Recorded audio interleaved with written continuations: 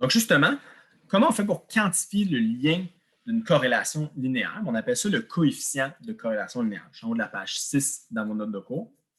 Donc, ce qu'on dit, c'est le coefficient de corrélation linéaire R permet de mesurer quantitativement la force de la dépendance linéaire entre deux variables.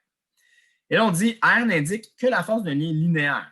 Attention, on va voir un exemple plus tard comment on peut se tromper lorsqu'on applique une corrélation linéaire à quelque chose qui n'est clairement pas linéaire. C'est pour ça qu'il faut d'abord faire une analyse qualitative du nuage de points avant de poursuivre.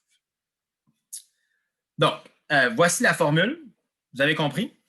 Non, c'est une grosse formule assez compliquée. Dans le passé, je vous demandais de faire le calcul, mais là, je vais seulement vous donner une intuition de qu'est-ce que ce calcul-là fait et on va demander à Excel de faire le calcul pour nous. Donc, essentiellement, juste les termes qui apparaissent là-dedans, là, on a la moyenne des valeurs en X, la première variable, la moyenne des valeurs en Y, la deuxième variable, l'écart type des valeurs en X, l'écart type des valeurs en Y, N, le nombre de points qu'on a. Ça, c'est la somme des multiplications entre X et Y. Et bien, on se sert de ça, tout ça couplé ensemble pour faire le calcul du coefficient de corrélation.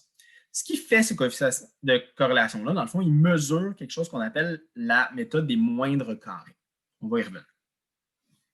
Donc, on va l'interpréter tout d'abord. Le coefficient de corrélation est un nombre sans unité, compris entre -1 et 1. Je suis au milieu de la page 6. OK? La corrélation linéaire est parfaite et positive si R est égal à 1, ça monte positif. Parfaite et négative si R est égal à -1, ça descend, négatif. Nulle si R est égal à 0. Et donc, plus en valeur absolue, R est proche de 1, plus la corrélation est forte. Et donc, après ça, on a une espèce de petit tableau pour analyser ceci. Bien, ce qu'on dit, c'est, là, je suis à l'étape 3 dans vos notes de cours, bien, ce qu'on dit, c'est, on va l'interpréter comme ça. Si on a entre 0 et 0,2, c'est faible, 0,2 à 0,6, c'est moyenne, 0,6 à 1, c'est forte.